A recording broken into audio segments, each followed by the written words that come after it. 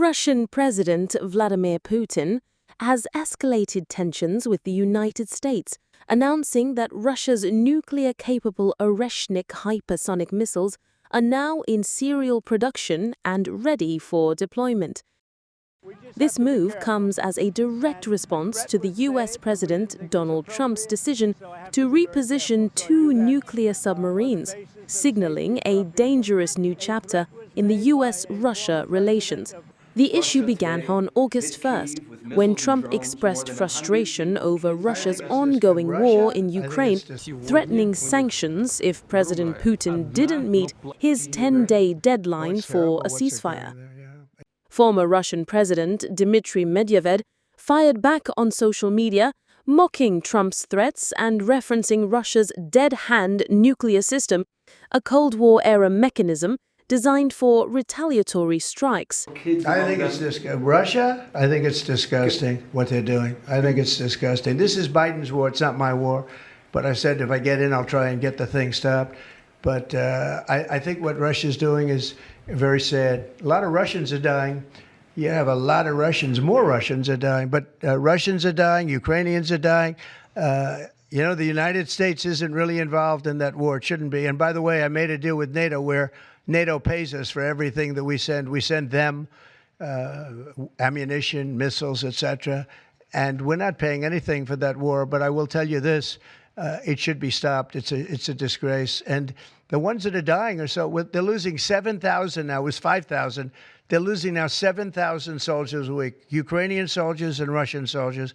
And they're also losing people now in the towns and cities because Putin's hitting them with rockets. No, I think it's disgraceful. You have a 10-day deadline. You imposed a 10-day deadline. Yeah, we have about 8 days. Yeah, we're going to put sanctions. I don't know that sanctions bother him. You know, they know about sanctions. I know better than anybody about sanctions and tariffs and everything else. I don't know if that has any effect, but we're going to do it. Europe is extremely upset. But this is a war that should have never happened. This is a war that wouldn't have happened if I were president. And this is Biden's war. This was a stupid war to get into. Should have never gotten into this war.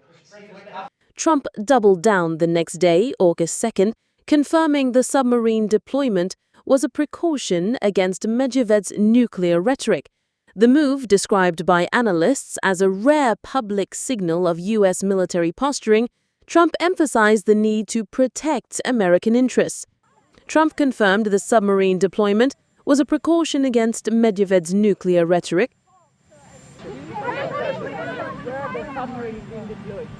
Say it? Where are being deployed the nuclear submarines?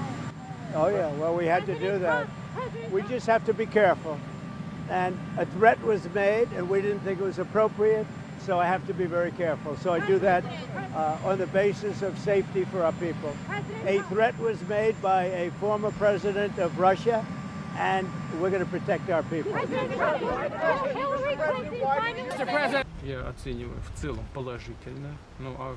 In response, Putin revealed that Russia's Oreshnik missiles, capable of carrying nuclear warheads and reaching all of Europe, are now combat-ready. Speaking alongside Belarusian President Alexander Lukashenko, Putin confirmed deployment sites are being prepared, with sources indicating Russia could deploy these missiles at any moment. У нас произведен первый серийный комплекс Орешника, первая серийная ракета. Да. И она поступила в войска. Теперь серия заработала.